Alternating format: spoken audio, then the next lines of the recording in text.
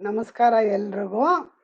ನಾನು ನಮ್ಮ ಯಜಮಾನರು ನನ್ನ ಪತಿ ಬಗ್ಗೆ ಕವನ ಬರೆದಿದ್ದೀನಿ. ನಾನು ಅವ್ರಿಗೆ ನನ್ನ ಭಾವನೆಗಳನ್ನು ಹಾಗೂ ನನ್ನ ಕೃತಜ್ಞತೆಗಳನ್ನು ತಿಳಿಸ್ತಾ ಇದ್ದೀನಿ. ಈ ಕವನನ ಅವ್ರಿಗೆ ಅರ್ಪಣೆ ಮಾಡ್ತಾ ಇದ್ದೀನಿ. ಓದ್ತೀನಿ, ಕೇಳಿ, ಆಮೇಲೆ ನಿಮ್ಮ ಅಭಿಪ್ರಾಯ ತಿಳಿಸಿ.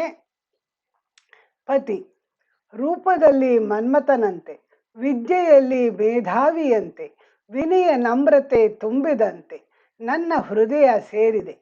ಬಿಸಿಲಿಗೆ ಬಾಡದಂತೆ, ಸಿಡಿಲಿಗೆ ಬೆದರದಂತೆ, ಚಳಿಗೆ ನಡುಗದಂತೆ, ಹಿಮದಲ್ಲಿ ಜಾರದಂತೆ ಪತಿಯಾಗಿ ಸಲಹಿದೆ.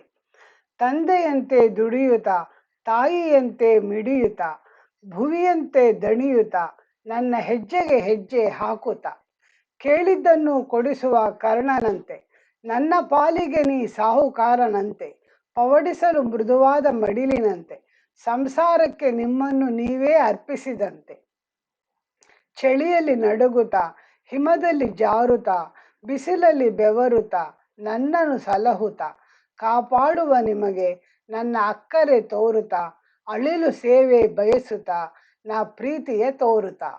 ಧನ್ಯವಾದಗಳು. ಇಷ್ಟ ಆಯ್ತಾ ತಿಳಿಸಿ. Thank you. ನಮಸ್ಕಾರ.